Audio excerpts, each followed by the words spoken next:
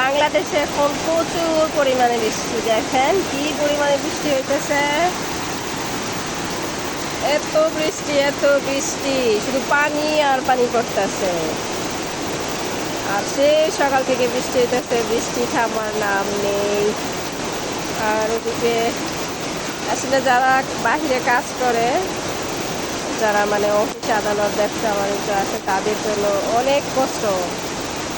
আর যারা গরিব আছে তাদের তো পরে সমস্যা, পরে চাল দিয়ে পানি পড়ে, তাদের তো দুঃখের সীমা নেই। আমি কি আর বলবো।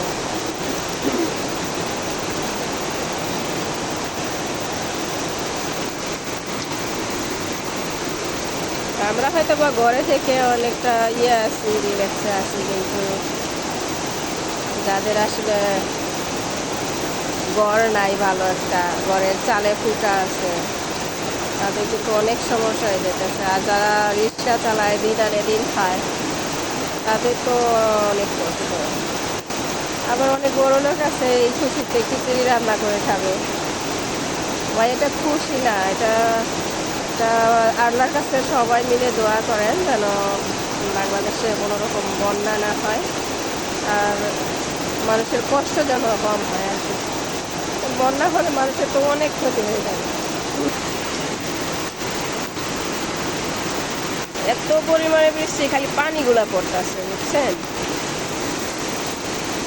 এত পানি পড়তেছে।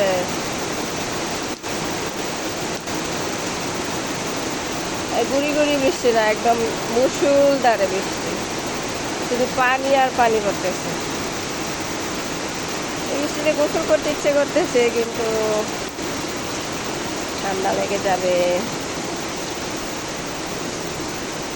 সবাই বাংলাদেশের জন্য দোয়া করবেন যেন বন্যায় পরিস্থিতি না পড়তে হয়, যেন অতিরিক্ত পানি হয়ে মানুষের কষ্ট না হয়।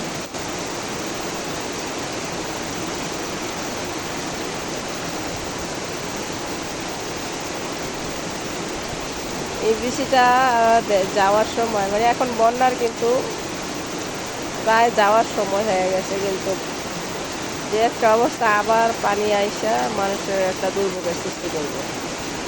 আল্লাহ সবাইকে হেফাজত করুন। আর যারা যারা ঘরে আছেন অবশ্যই তাদের জন্য দোয়া করবেন, সবাই যেন সহি সালামতে থাকতে পারে। আর যারা গরিব আছে তারা যেন তাদের ঘরে অন্তত শান্তিতে থাকতে পারে।